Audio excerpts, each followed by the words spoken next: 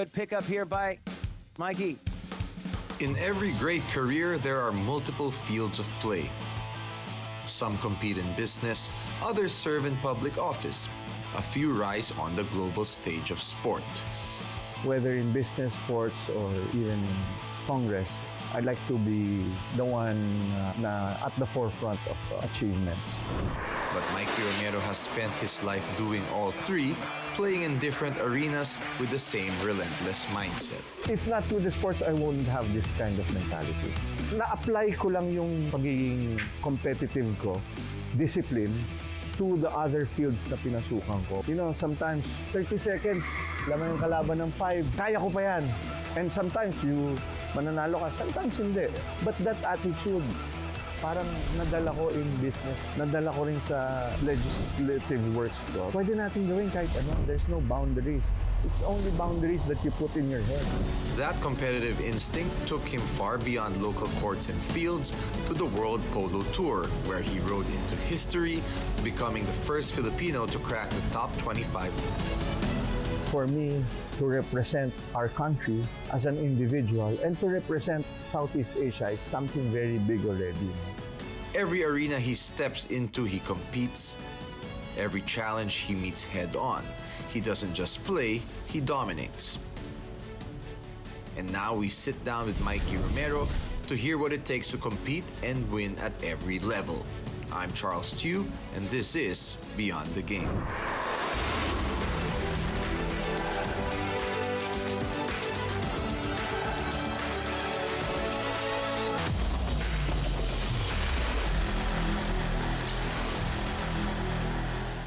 We are here today in the Mikee Romero Polo Field, and with us is none other than Southeast Asia's #1 polo player, Mikee Romero.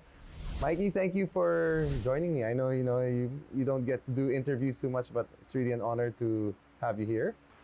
Thank you, Charles, for this interview. It's been, haven't seen you for a long time. I know. I just want to catch up with you. It's been a while. What have you been up to nowadays, especially since I know you just finished your term as a congressman? Well, I just finished my 9-year term. 9-year as a congressman, 3 terms. And I'm just having fun right now. Of course, still doing my businesses in the ports and power industry. And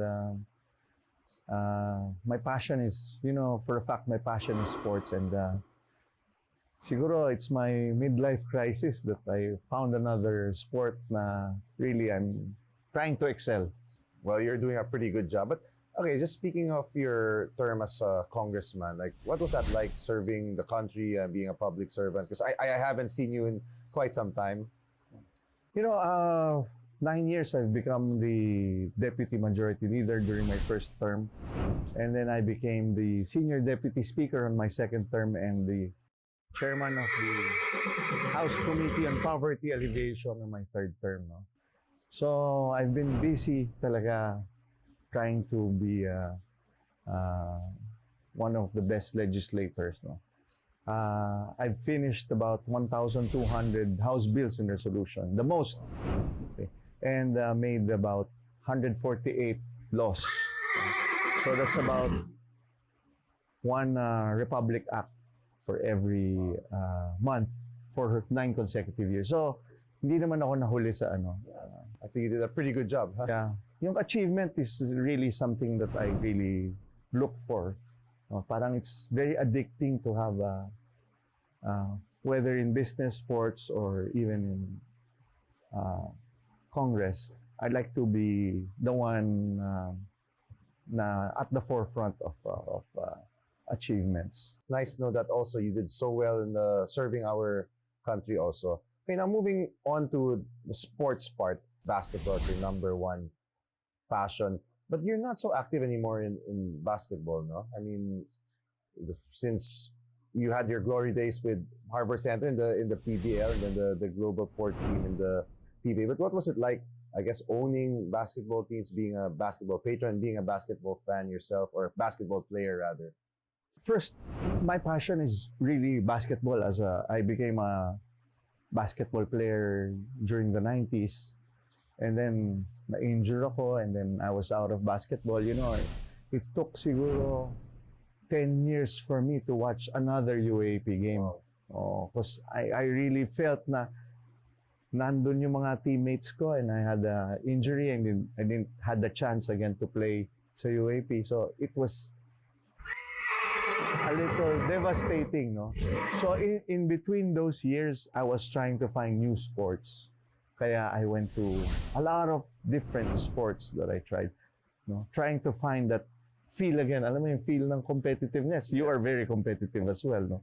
Hinahanap mo, baka score ka lang ng 2 points, baka 3 points ka isa. May feeling mo parang, wow, sarap ng feeling na yun. So I'm trying to find that in other sports also. And is that kind of how you got into polo? And you get that same feeling while you're playing polo? Oh, alam mo, each sport has a different eureka moment, di ba? Like in the early 90s, we started the Jet Ski Association of Manila and I competed and I was also one of the champions back then. Yung feeling mo, outmaneuvering other players is also very, very fulfilling, no? And sense of achievement. Iba yung you're gaining a championship pedigree, no? But it takes time, like one sport at a time, one game at a time, one practice at a time, no? So ganyan ko nabibuild, no? And I think through time, that's the mentality that made me a strong businessman, no? And strong politician or legislator. So through sports rin talaga, no? I mean, if not with the sports, I wouldn't have this kind of mentality. Oh. Na-apply ko lang yung pagiging competitive ko, discipline, to the other fields na pinasukan ko, which is business. You know, sometimes you never say 30 seconds, laman yung kalaban ng 5. Yeah. Kaya ko pa yan. And sometimes you mananalo ka, sometimes hindi. But that attitude, parang nadala ko in business that nothing is impossible. Nadala ko rin sa legislative works ko na pwede natin gawin kahit ano, there's no boundaries. It's only boundaries that you put in your head. So those are the things na natutunan ko sa sports carried over to my other aspects of life. During my grade school and high school, I was Filipino martial arts. We call it sarian. Wow. I never knew that you were into fighting, but I always seem like such a nice guy, prim and proper, diba? Okay, and then apart from that, I also know that you also were into shooting. Yes, no? I became the president of the Philippine National Shooting Association, the president of cycling, maraming federation, no? Part of also the SBP. I was one of the first sa baseball. So I really tried to find whatever it is, basta sports, I'm there. No? Whether you put me anywhere or not, it doesn't matter for me. It's how I can better yung sports lang. Pero itong shooting, you really competed also, di ba? Yes, no? I competed sa World Cup in 2003 sa Perth, Australia, and I was a bronze medalist din sa nationals, Philippine nationals, no? So it's well, I always say that you learn something from each sport that I do. In shooting, I learned how to use my mind because it's very mind game. Basketball and martial arts, yung physicality, no? And then yung discipline din because kailangan magising maaga, kailangan. So in each aspect, there's a learning, may natututunan ka that you can apply. I did not know until nandun na ako sa mga businesses ko na na-apply ko pala yung natutunan ko 10 years ago, 15 years ago, or a year ago. Biglang mabubuhay yung skill mo on, you learn very dynamic ang mangyayari sa'yo. Galing. I never really saw it that way. Obviously, I'm a basketball guy, so I have a lot of learnings from basketball, but for you to say that from every sport you get something, it's pretty impressive.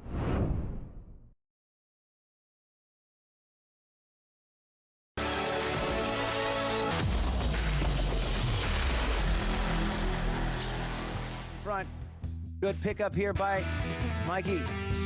He goes in here. He goes with a little back shot to keep it away from Adolfo Cambiaso. Good job there.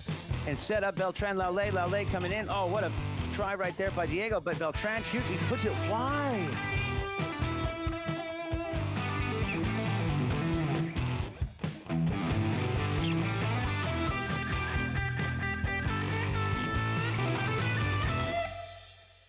Was it easy to learn the sport, or like what really made you go all in polo? Because I mean, it's a big deal to be the best player in Southeast Asia. Well, it takes time, and I don't know. We're like fine wines as we age. Lalong sumasarap, no? But kidding aside, I was really into riding horses since I was 5 years old. No? My grandfather used to, when we go to Baguio, he gives me a horse for 2-3 months. In the morning, afternoon, nag-tetrail ako. No? So I did that until siguro 12 years old.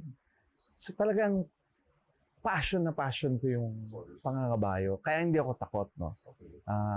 So sabi ko, once I reach a certain age, I will take up polo because sabi ko, it's a sport that I can be competitive. And in 2010, that's when the time na sabi ko, oh, this might be the right time. Was it hard to learn a new? I mean, I know you know how to ride, but seeing this mallet, medyo mabigat yan, and learning everything at maybe your mid to late 30s, is that a challenge for you? I wasn't in a hurry to do Pero because of our training sa basketball, I know that to make me a better player sa polo, I have to compete a lot of competition abroad. Di ba? Ganyan tayo sa basketball, no? Para mahatak yung laro mo, kailangan ka magpunta sa whatever countries. No? So that's what I did. Yun ang advantage ko. He didn't just pick up a mallet. He jumped straight into competition. When was your, I guess, first competition? 2010, right away. Oo. I went to Jeju, Korea, competed there. Although, lahat sila mabilis and I was on the side.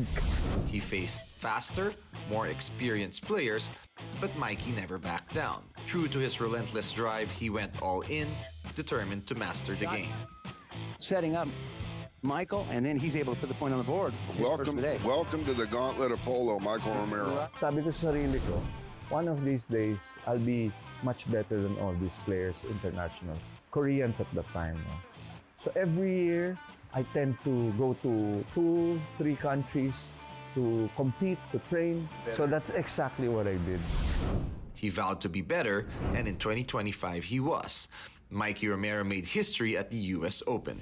What is something that makes you really proud from everything that you've competed in all these years? Isa Asian players, no? Because it's the biggest event. No? So talagang for me to represent our country as an individual and to represent Southeast Asia is something very big already. No? The US Polo Open is a culture na US, European, or South American countries lang ang mga naglalaro. Okay? Because nandun yung mga magagaling and nandun yung may mga kaya mag-put up ng team.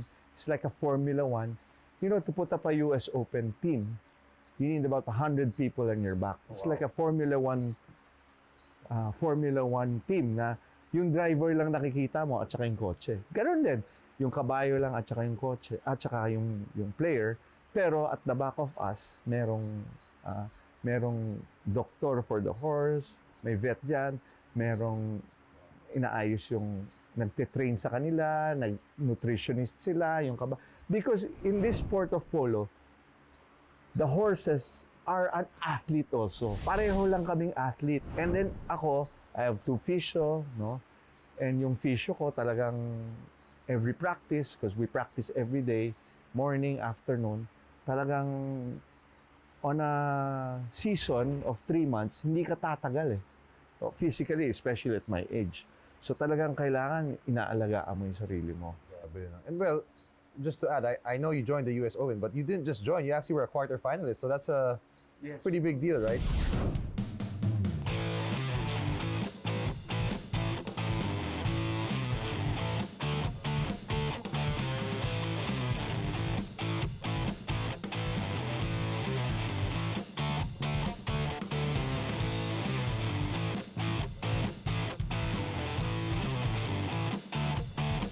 If you lean back, it will stop. Really? Okay. And if you move forward, it will go. And if you look to the right lang, it will go right. Even without my hand moving? Yes. Kasi kami, we ride lang legs eh. Ayan, kung makikita mo, legs lang. So you're not, wala tong ano, Yung rain na ginaganyan din namin, pero more of, pero you really have to hold the rein the whole time. You're, when you're playing, diba? You can't let go of this. Makakapagod talaga yan. what's gumagalaw eh. You know, What's the other stick for? lumaluto. Huh? Kamal. You have that while playing also? Yeah, So you're holding a mallet in that? yes. Ganun. All on the left. Uy, wag tumakbo. Lean back lang ako. No, that's super sa core mo if you're... I can't even stand on this one. Ito ko, hawak ko yung mallet. Uunahan tayo kung sino makakuha ng ball Yeah. with your mallet. So I have to take you out of the field 80% para makuha ko tong bolang to. Dito. So that's the goal. Ikaw naman, tatanggalin mo ako. Yeah. Galing.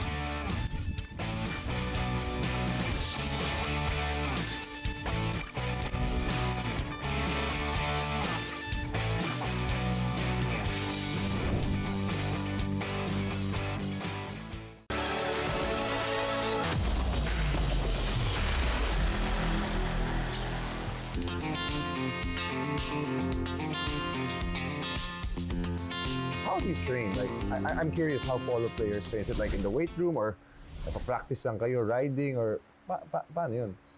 Depends on the day, pero usually we start the day early, mga 8. We do about 1 hour to 2 hours ng circling our horses, no? And trying to stick and ball ang tawag namin doon. Okay. Hitting the ball. No? And then siguro at 10 we'll start our practice. 10 to 12 yan, 10 to 12. That's also 4 hours for you at 53 years old Yes. doing that. Oh, wow. 10 to 12. And then we'll have a lunch break, either mag-siesta or yung iba na mag-gym muna. And then mga 3 or 4 balik kami sa practice. May practice na naman kami dyan. 2 hours again. Oh, it's really tough to be a polo player. Yes. And it goes for, pag sa season, the whole 3 months, every day ganun ginagawa. Walang Saturday, walang Sunday. Intense. I guess you really have to be committed to the sport. And now something what we talked about earlier that kind of, I don't know, I want to say caught me off guard, but I want to ask a bit more about it. When you said that polo is one of the most physical and most dangerous sports, can you just shed some light into that? Like, maybe give us a perspective of why it's so hard? Yung polo kasi, they say it's the second most dangerous sport. second no? most dangerous. After Formula 1. Oh, okay. Because of the speed. Okay.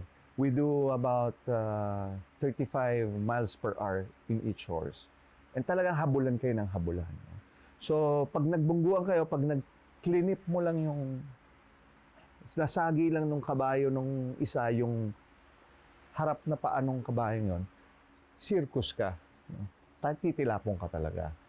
And that's how dangerous it is. And I've seen a lot of people already fall, nasira yung head, no? Na nagka-black eye. Ako, just recently, I had 24 stitches dito, tinamaan ng bola. No? One of our Southeast Asian tournaments, na si Prince Matin, napalo ako ng mallet na ganito dito. So, nagka 8 stitches naman dito. Tiyakbo naman ako sa ospital. So, it's very dangerous because, it involves horses, us bumping each other, banggaan kami ng banggaan. They think that it's very, pang social lang yan, no? But, ang layo, pagka professional ka na, I consider myself as almost professional, no? Pag sa gantong level ka na, talagang, they call it gaucho. It's a gaucho sport. No? Gaucho means in Argentina, cowboy. Cowboy sport talaga siya. Walang kasosyalan na kahit yung mga players namin. Intense as yours. Now, I want to know, because you were mentioning like in other sports, how having obstacles you're able to apply and learn from. But in polo, is there something that you'd consider a setback or a big learning, or is there a big challenge that you had to hurdle na help you improve as a player? I wish I could have started it earlier because yung riding a horse, although I'm strong already, pero iba pag nakuha mo yung concept of horse riding in your earlier days. No? Mas, pag makita mo yung mga Argentinians na high goal, parang hindi ko kaya gawin na full speed kayo tumatakbo and then yung paa nila halos nasa ulo na ng kabayo dahil trying to reach. Kumbaga, sinire-reach na nila yung binabantayan kasi you can hook So habang pinapalo nung kalaban, you can, and then some they ride na yung heel nila nandito na sa dulo ng nakakapit na lang gano'n and then trying to reach at full speed. I cannot do that. Oh. But I wish I could. Is that because Acrobatic. is age a big part in polo? I mean, you being one of the, I wouldn't say old, well, maybe one of the older guys in that whole US Open. Does that matter, or is it a big difference? My teammate is an 18-year-old, a 23-year-old, and a 26 years old. So talagang, and I'm 50, so talagang hinatak ko yung age level namin. Where do you see the sport going? Do you see there having potential here in the Philippines, or because obviously the sport isn't for everybody, right? Well, I wish we could develop more players here in the Philippines, no? But we have to start them very young because we don't have enough players. Actually, in terms of Southeast Asia, parang nahuhuli tayo because yung mga programs nila sa Thailand, sa Malaysia, even Brunei, mas advanced kaysa sa atin. No? But we got the sport first, ahead of all of them. No? So why is that? Is there Siguro kulang tayo sa players tsaka sa facilities. And yung kabayo, it's a very exclusive sport. No? Lalo na to just maintain the horses. No? Yeah. Actually, it surprised me when I walked in here. I see you had a few of your Argentinian guys.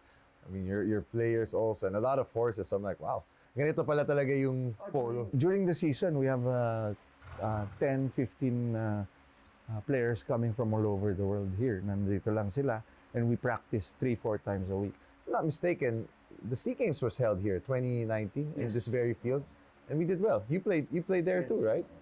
There's 2 events that we organized, no? The 6 goals and the 0-2. So both we finished silver and bronze. It's pretty good. So, how long do you see yourself playing this sport for? As long as I can. Michael Romero played number 1. Final global port did. Fantastic for global port, and that's it. You hated losing talaga. Is it the same way for you here in polo? Maybe when I was younger, I hated losing because my passion to win is there. Yeah. But now that I'm much older, I accept na talagang may mas magagaling na players ang polo kasi, it's my organization against your organization. Okay. Like sa US Open, how organized my team as against how organized your team. Ano ibig sabihin nun? Yung team na kalabang ko, which has been there for 10, 15 years, they have 200 horses. Kami, 60. Okay. So how will we compete, no? Wherein nagpe-prepare kayo na mas mabilis sila mag-prepare, mas fresh yung mga kabayo nilang dinadala sa field. Because yung freshness ng kabayo, like for example, we have a game two times a week. Let's say mag-game kami Tuesday. Laspag yung kabayo mo. Okay. So for 3 days, kailangan ipahinga yun. Eh yung ibang team, on the 3rd day, may bago na silang set ng kabayo. So yun yung pinaglalabanan because this sport of polo is 80% horsepower. 20% yung skill namin eh. Oh, big factor pala yun, na. So you really have to find the best horses in the world. In the world. And pull a lot. Because a 3-month tournament needs so much horses. So times 4 players, that's 48. Wow. So imagine yung organization mo na, and nagpapalit kaming kabayo for 1-2 seconds. Kasi hindi kayo hintayin eh. Hindi pwede, boss, time out ha, palit kami. Hindi. Pag may dead ball, palit ka kagad. Pag ginanon na nila yun, kahit walang tao yun, yung bola, pag in-inbound na nila, kumbaga yung, jump ball. Jump ball. Pag ginump ball na nila yung bola, kahit walang tao doon, or puro kalaban mo, Sorry ka. sorry ka. So do you plan to join the US Open again next year? I'm still qualified to join the US Open for next year. Let's see. Now, I've asked you about your business as a politician and obviously as a sportsman, as a polo player, but I want to know and ask you a bit as a father naman, because I know your kids. Milka's a friend of mine, and I've gone against Santi, and we coached against him when he's playing for De La Salle. But how does it feel seeing them grow into, I guess, avid sports people like you also? We're a sports family. You know, pag nakikita pala ng mga kids mo na you are very much involved in sports, they will follow path. Consciously or subconsciously, wala silang magagawa kundi yung tatay ko nag-gym, tumatakbo everyday. Subconsciously, part na ng buhay nila. So all my kids, like we go to the gym every day. We have a gym in the house. So each one of us, one after the other. Even my smallest 9-year-old, Milka's 32, nagkaroon kami ng maliit pa, 9-year-old. Kahit siya, runs a lot, swims, competes. I guess it's in the genes. Kasi galing sa... But my father and mother are not sports-minded. Well, you can create your own DNA, as I tell my kids. No? Does it make you proud though, like seeing Milka has her own volleyball team right now? You know, Santi's still with the De La Salle program, which is probably one of the best programs in the country. Like, how does it feel to see them? And Milka played for Ateneo also. Good school, by the way. But yeah, ikaw, like, how does that make you feel? Oh, I feel very proud of all of them, always. No, my second son also played the varsity baseball and track and field. No, so each one of them, si Milka, football since grade 4, and then nasali pa sa Malditas siya and became captain pa ng Ateneo, no? And then si Santi also became captain din ng NCAA juniors nila. Mandy is also a Muay Thai nag-Philippine team din. So each one, hindi ko naman nilagay sa utak nila. Si Steph is now a good swimmer, competes. So hindi ko naman nilagay, pero I just make them involved in sports. No? They share the same passion as you, di ba?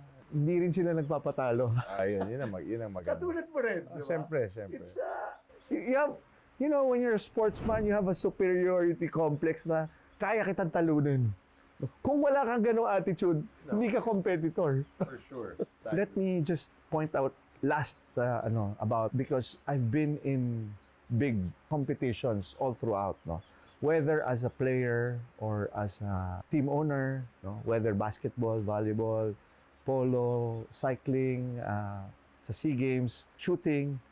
Pero alam mo, when I played the US Open, one of the things na nanginig ako, jolted me, okay, was going out to the field, playing my first two games sa US Open. When I saw a big sign, nakalagay ESPN Live. Wow. Oo. Sabi ko, wow, andito na ako. Made it. Yeah, for sure. But that changed. Sabi ko, wow. Yung kaba ko at that time, grabe. Grabe. Kinakabahan ka rin pala. You know, that's USEPN world na eh. Yeah. No? Iba na yung level eh. It's impressive. It's impressive what you've done sa polo. And hopefully, more. Mikee Romero wears many hats, and in every one he conquers. From the boardroom to the halls of government, from courts to the polo field, he faces every challenge head-on with courage, focus, and a relentless hunger to excel. Winning isn't just what he does, it's who he is. Across every arena, he leaves his mark, unshaken, unstoppable, and always chasing the next triumph. This is a life lived at full throttle, and the game never stops. This is Charles Tiu. Join us again next time as we learn the winning strategies and champion mindset of winners, movers, and shakers. This is Beyond the Game.